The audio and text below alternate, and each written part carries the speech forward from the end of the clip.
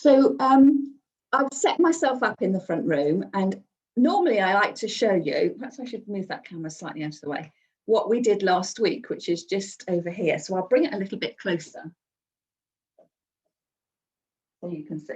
So last week we made little arrangements, jam jar flowers for Mother's Day. That's not quite, you can't really, it's a bit of glare there, isn't there? And this one was the one I made with my dolly pegs, and then I used a sort of bracing strap. I used a pastry cutter and then added a little decorative trim at the top. And as it happened, when we went out on Mother's Day, we walked to one of our local churches and had a picnic overlooking the creek, and they were baskets of flowers to take home with you. So I've picked up this bunch of daffodils. There was some primroses in there, they've gone over now, but some hyacinths as well in there, and they look really great with my yellow flowers with the yellow trim as well.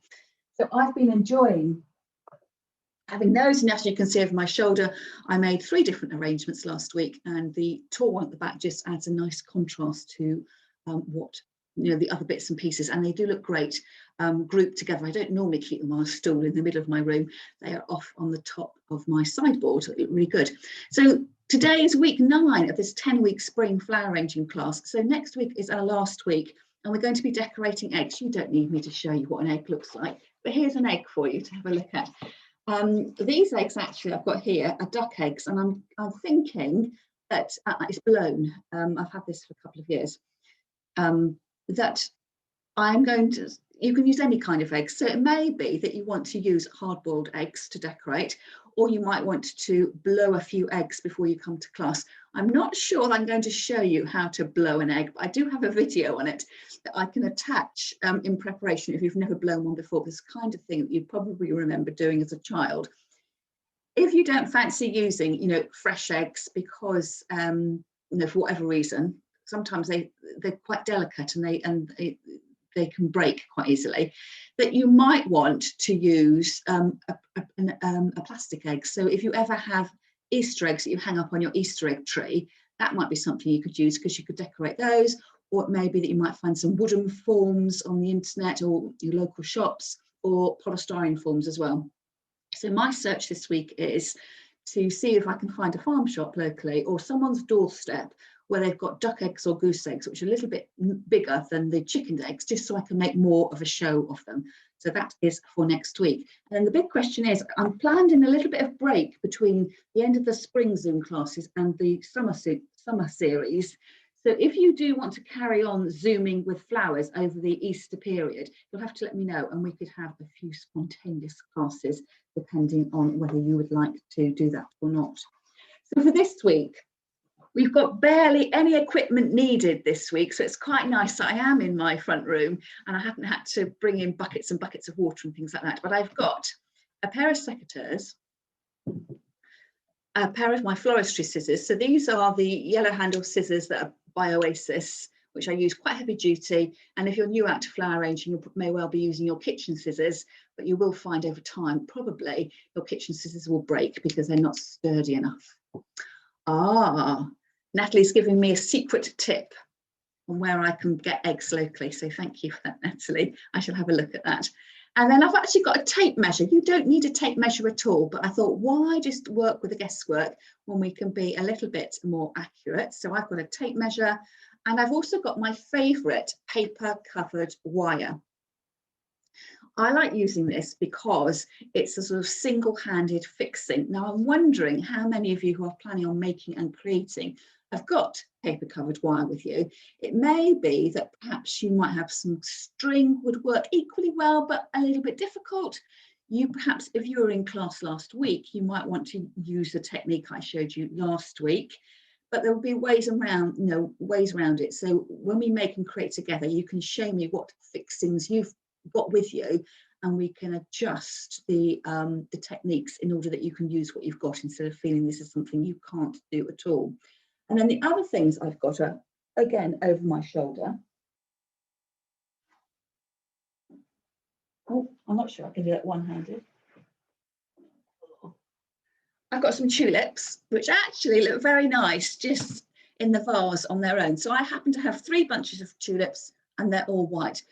having done a little mock-up of what we're going to do today, I think probably I could have got away with one bunch of tulips. So I'm really going to enjoy the rest of the tulips to be, you know, a really full and exuberant look, which will complement the arrangement I'm going to be doing today.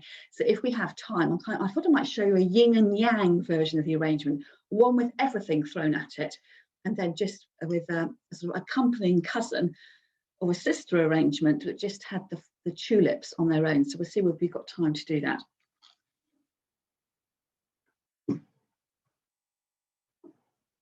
And then over at the back, I've got some twigs as well. So how many twigs do you need? Well, it's quite hard to tell you how many twigs you need, but they need to go around the edge of your vase. So what I'm going to be using here for my actual arrangement is this glass-sided vase, and I've chosen something glass-sided, a straight-sided glass vase is what I meant to say. So it's got straight sides, much easier to work with something with straight sides. If you've got a vase that's got a more bulbous feel to it, or is fluted, so either the top or the bottom are bigger, you're going to find this a little bit tricky, but again, we can work our way around it. I've picked these stems and I've tried to pick enough that I could imagine I could coat my vase with stems and also have enough to put back into the middle of the vase to help support my tulips. So if you think, oh, actually, I don't think I've got enough of my sticks, what you'll need to do when I show you the technique is to adapt it a little bit and space your branches out a little bit further than you might want to do. And the reason I've got my tape measure, I thought, rather than guessing how many twigs I need or how big the construction needs to be to fit around my vase, is that you just measure it. And it just means you don't have to keep picking your work up from the table and guessing how many sticks you need. So my vase is about 41 centimetres round. And of course, your vase will be whatever dimension it is, whether you're going tiny or bigger or whatever. And you'll have seen with my other vase with my tulips in, it's a circular vase, a cylinder. So it doesn't matter whether you've got a cylinder, a cube, a rectangular vase, work with what you've got. Now, before I turn the second camera on so you can see what I'm doing, you will if you've been coming to class regularly, you will recognise the technique I'm going to share with you. Do you remember back a few weeks ago, we made some twiggy grids to rest over the top of our containers to arrange our flowers through? And one of the more advanced techniques I showed you was a twisting technique to hold all my sticks together. And the particular one I showed you is when I used my Medolino sticks and I stacked up these sticks and made like a three-dimensional grid, a bit like noughts and crosses board. And then, of course, last week we did sticks around the edge again. I used very small, neat, straight-sided sticks. So it's kind of a combination of the technique from a few weeks ago with the grid, plus the technique we did last week. And of course, those videos, if you haven't got access to them, are still available to book on my website. But I'm switching things up a bit by using some more wayward twigs. And the reason I've got the more wayward twigs is that if you didn't already know, or you may have noticed this without noticing it, if you ever do have cut tulips in a vase, you'll notice that they grow. So you might end up with, start off with tulips which are quite short in your vase, and over a few days, which you may have noticed, they grow towards the light, but they also physically grow in length as well. So because you don't quite know what they're going to do, when you first make your arrangement, your tulips will be very stiff and straight, but come tomorrow morning, they may well have moved a little bit. And the idea with having a twiggy structure around them is as they grow towards the light and move towards the light, I should say, and as they grow in length, they'll need a little bit of support, because tulips are renowned for being in a vase and then just flopping over, which I think is absolutely really beautiful. We're going to be making today a caged structure to hold your tulips in place.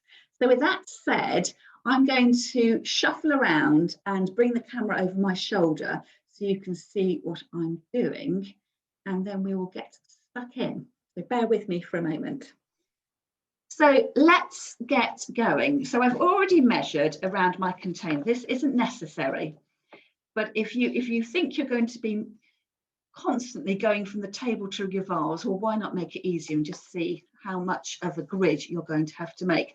So my vase is about 41 centimetres round, and therefore I know I'm going to have 41 centimetres of twigs going up. And it's just quite nice to sort of visualise it on the flat. And as I say, in order that you're not constantly measuring, and then disaster possibly if you add in too many sticks and then you've spent valuable time twisting and curling and not getting on with the creative bits. So I'm going to move my vase out of the way momentarily and then come back in with my paper covered wire. So as I say, this is a technique you've seen me do before if you've been regularly coming to class. And I'm going to start off by reeling myself off 2 pieces of the wire. So I'm starting off here with one long piece, which is twice the length it needs to be, if that makes sense. So approximately my vase is 41 centimetres in circumference. I've cut off a length of wire that is at least 80 centimetres, and I'm bending it in the middle like that. So I need 2 sections like that. It doesn't matter if you just rather wing it and judge it, it doesn't matter. It just means that if you run out of wire, you'll just need to attach 2 bits of the paper covered wire together, or if you're using string, to do it with a string as well. So I'm keeping them bent in half, and then I'm taking my sticks. Now this is going to be a more wayward arrangement that we made last week, embracing the natural appearance of the sticks. So it's going to be quite not tricky, but you just need to concentrate and just not, give yourself plenty of space to work around. Because as you can see, although my stick is vaguely straight, it isn't, it's got side shoots on it. And actually, as I lay it on the table, this is one starting to curl up. So it is a slight challenge, but it's not difficult to do. You just need to bear with it a little bit. And what I'm going to do is lay my vase on the side just for a bit of measuring. So it's this high, and I want my sticks to be at least as high as my vase. And I'm going to embrace the little bits that come off at the top. Now it may be, last week when we made our vases, we cut our sticks down and we left them very straight, and it was a very angular, very regular look. Today, the idea is to work with nature a little bit more. So here, the reason I'm placing it on my containers, I need to put sort of 2 tram lines onto my sticks, and I just want to make sure that they are going to sit on the body of the container. I'm not going to go too far up. So with my piece of paper covered wire, I've got the name there, we're at the halfway point. I'm just going to take one piece and anchor it on and twist to tie. And this is why I like the paper covered wire. If you've got string, you can do exactly the same thing, but you won't get the immediate hold, and it may be slightly frustrating. But as I say, with all these things, this isn't a rush job, and it may be that you might want to sit and make your mat in front of the telly one night and then come back and arrange your flowers in the following day. So don't feel that this is something you've got to do in half an hour and it'll be finished. So what you can see there is I've attached my lines on, and basically what I'm going to do, if you haven't seen this technique before, is I'm going to line up all my sticks and attach them in place with the wires. So it's a little bit like how we made the grid for the tulips before, but instead of just having a small number of sticks that we lace together, we're going to continue and make a mat of sticks. And this is where the tricky element comes in, because here I've got lots of side shoots. So do you cut them off and try and keep everything flat? Do you want to work and try and have a flat back to your structure here? I've decided that I'm going to move the vase out of the way, that I am quite happy to work with all these pieces that are a bit wayward. So I slide in my sticks here and I do my twist around. So it's once, 3 times to hold. If you want to have a little bit of spacing between your sticks, you keep twisting. And then here, I'm working flat on the table, but I need to work out where to put this next tie. So I want the ties to run, parallel. Ideally, these would be a lovely straight line, but you may find the lines go up and down a little bit. So you'll be pleased to know that I'm not going to sit here and make the whole lot. I have done one that I can produce, so I can show you what I've made earlier, but just to show how I got started. And so you can see that it's not quite as straightforward as last week, because you're dealing with these long trails, which you want to keep straight and out of the way, which keep bouncing back. And you're dealing with sticks that may not be perfectly straight. I'm going to push that down over there with my secateurs. It's getting in the way. So here, exactly the same thing, twisting around, twist to hold. And if I had loads of sticks, I could just put the next stick straight in. But I have a feeling I probably need at least 1/2 centimetre gap between my twigs. And then come back to the top one, making sure you've got the wire, the paper covered wire, one underneath, one on top. And again, twisting it round. And as I say, if you find that these bits of stick are too confusing, you can chop them out. But I would say bear with it. If you decide at the end that it's too twiggy, there's too much moving around, you can trim them back afterwards. But I think if you can bear it, to work with it and embrace the natural look of the sticks, and it'll give your vase a sort of inside outside look. So often we put flowers, well, quite naturally straight into the vase.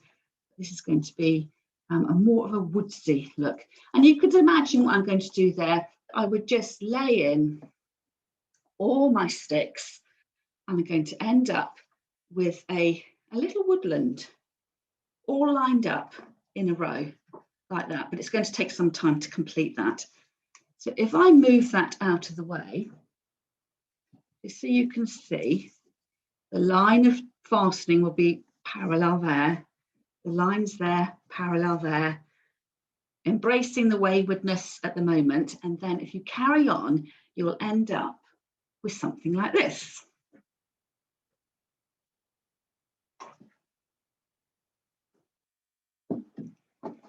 So can I unroll this without getting in a muddle? So here I happen to have used a stick that's slightly chunkier, and this was the bit that was on the table, which is slightly flatter. And this bit here, you can see from that angle, but I've got lots of pieces here that are protruding out. Can't quite work out my angles there, but there's one side that's definitely flatter. So what I'm then going to do is to wrap my vase into the sticks like that. And at this stage, if you decide that everything is too is sticking out too much, you've got the option of opening out your mat and giving yourself a true flat back, so everything sits really close, tight to your vase.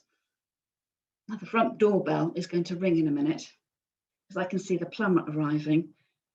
So if I'm really clever and just wait, I could just edit this bit out when the video goes out. Phil? Talk amongst yourselves, ladies. I'm just bear with me a tick. Just bear with me. Oh. Right, door is being answered. Lovely. So that's where I started off with my neat fixing. I've ended up with this much of the wire left. So how do you fix them together? Well, I separate out the wires, and I take the first wire underneath the first stick, and I just tie together. So if you were doing this with a string and you actually had to knot it, you would do the same thing. You have to pull nice and tight and knot it. And I do the same thing up here. So this is a little bit more congested, because this is where my sticks start to branch out. But I am threading the wire there under the first stick, bringing it out at the top, and I'm able then to pull it nice and tight, and then with the second wire just twist the two together. So I'm not sure you can see that clearly on the video, but I think as you come to do it for yourself, it will make sense in real life. So I am going to think about what I want to do with these cut ends. Normally what I do here with the excess is I roll it all round in itself, So I end up with like a little button detail, but you could cut these off and just have them really neat. You just want to make sure that you're not scratching yourself. Mind you, there's so much twiggage going on. I think the least of your worries is going to be being scratched by the little bits of wire. It's going to be more of a case of being concerned about the twigs getting in your eyes. So that's what I'm going to do for there. The rest of it I'm going to show you when we bring the camera back to me, because obviously my water is going to fall out of my vase if I keep everything up at this angle. So just bear with me and we'll come back to me. So what I have done, it looks a little bit like a hedgerow compared to last week's construction, but that is my intention. But can you see I've been quite exaggerate. I didn't cut anything off these twigs before, and it's at this stage when you've got everything standing up that you do really need to be a little bit of you know, to review what you've done.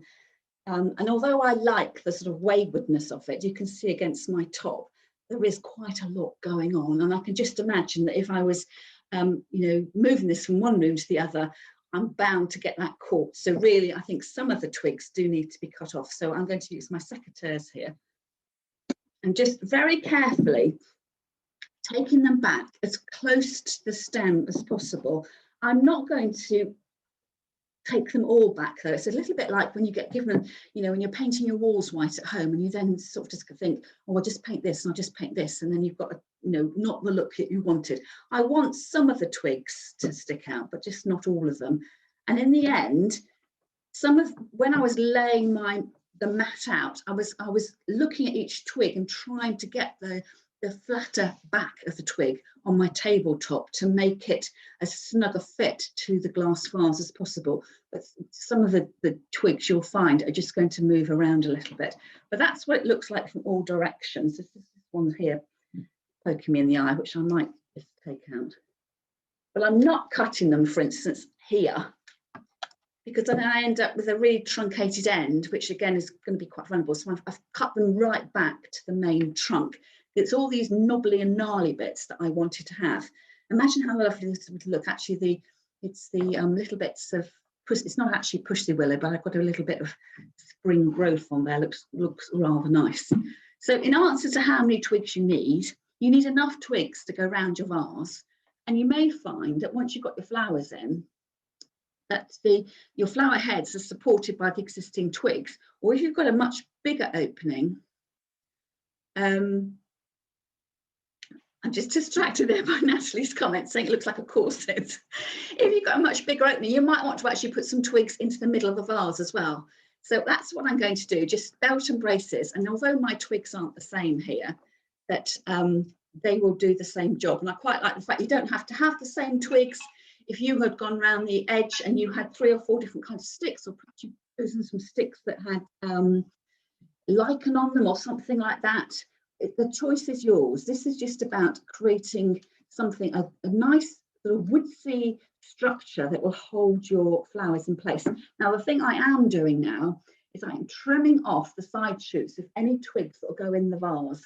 I just don't want it to get too congested. And of course, once I put my water in the vase, I don't want those side shoots and those buds rotting off and shortening the life of the tulips. So just a little bit of trimming off. I probably don't need my secateurs for that. I think my scissors will be easier to manage. So I'll just put a couple more pieces in and then we can start to arrange the tulips. So this is a structure where the craft is all in the making of the corset that's going around the vase.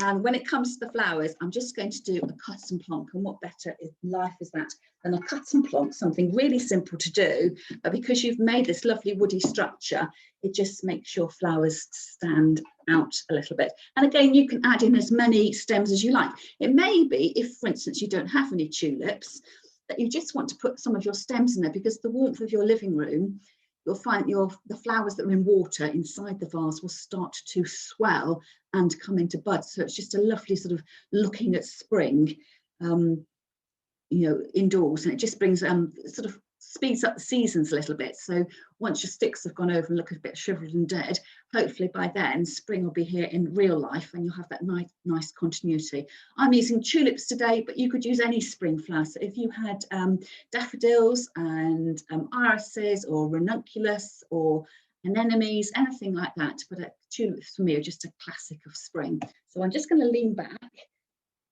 and get my bunch of tulips out. Just bear with me a tick. And as I say, I think I'm only going to need to use the one bunch, so I do get to enjoy the others.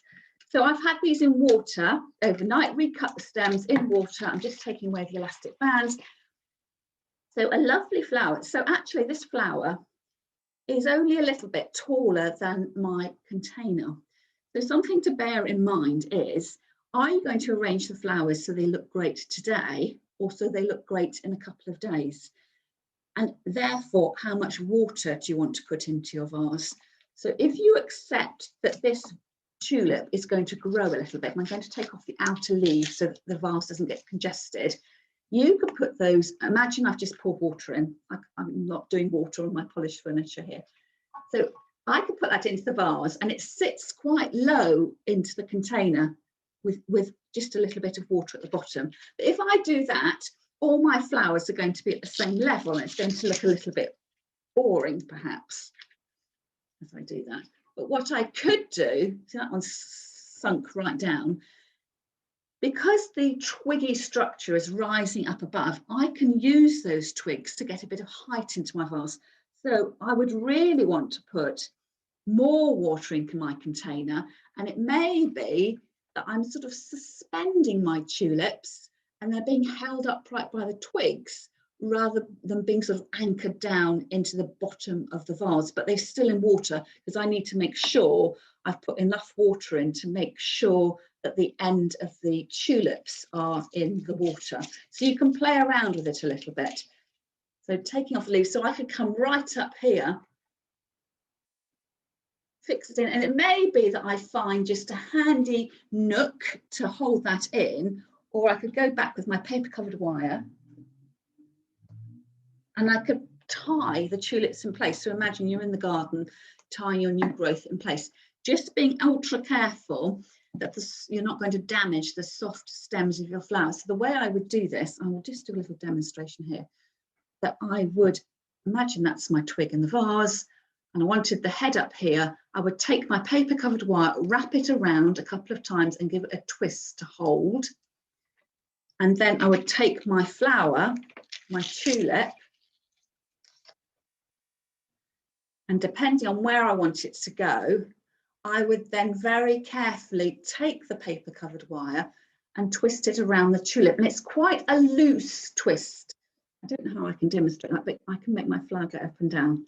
So I haven't cut in, it's just supporting it a little bit. And if you do that into your insides here, it will mean that your twigs can stand up a little bit higher. And you've got that just a bit more of a decorative play. So ideally, I'm doing this from behind, you'd want to have it turned around towards you. And I would say that either have all the flowers at one level and just let them do what they want you to do, and then you could tie them in as they grow, or if you want some immediate impact, and so that you don't just have your twigs and then your flowers here and then your stems, that you could sort of, as if you're pulling the flowers out, that you could tie them in so that they are at different heights throughout the vase, and just doing that according to how many flowers you've got. So in my bunch here, I've got 5 down here. I think I've had 10 stems of the tulips, so the 10 flowers in there might just look great on their own. So what then am I going to do with the rest of the flowers that I've got?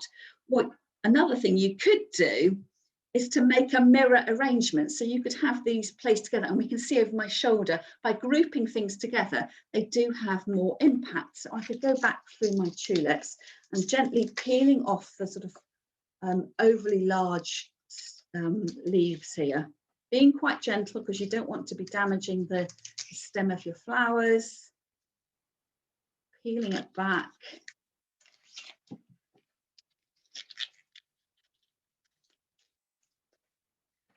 And then bunching them in your hand I'm just deciding whether I should add a few more in.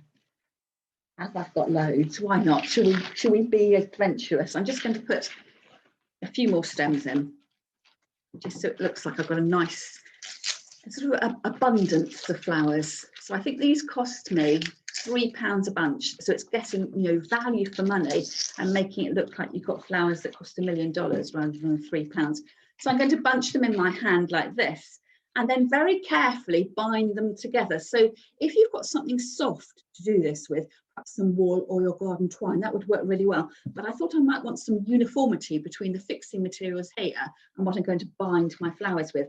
So I'm going to bind them together, but I'm not going to pull really tight. So if you've ever made a hand-tied bouquet before, tied flowers to go into a vase, you will have wanted to pull them quite tight so they stayed in one place. So here I'm merely wrapping them round, because as soon as I pull tight onto these soft spring stems, that I'm going to cut into them and the flower stem will break. So I'm just going to go that far for the moment. Unravel a little bit. And then again, the beauty of this is that I can just twist tie together, so I don't have to be tying knots. And then I can replicate the little finishing detail I did on the other one by just circling in the ends to create this little sort of circular button. So I've got my flowers like this, and then with my vase, I could put them in there. And what I quite like about this is that they sit at a jaunty angle. Now, I would probably go for a little less water. I don't know if you can see, but my water here is not particularly deep, but my tie point is now submerged in the water. I would want less water in there, so my little decorative tie there, my binding, stood above and kept dry. But it's a sort of a yin and yang, that you've got the woodsy look on one side and then something that's really clear and crisp in the other. And of course then I've got all these other flowers to work with, so I'm going to, as we make and create, I'm going to add more flowers to my woodsy look, turning it around so I can see what I'm doing. And if I do have more flowers, perhaps I can come in with the shortest container again, or perhaps reuse one of the containers I made last week.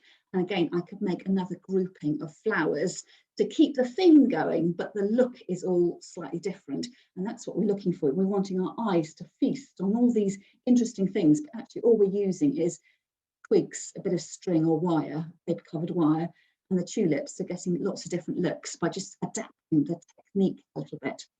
So that brings us to the end of the teaching part of the class. So I will say goodbye to our viewers who are watching on the playback recording, and hopefully look forward to seeing you next week. And if there are any classes that you've missed during the course of the whole season of this 10-week spring programme, do let me know and I will message you the booking link, and you can pick and choose which lessons that you want to catch up with. So I'm going to stop the recording button now.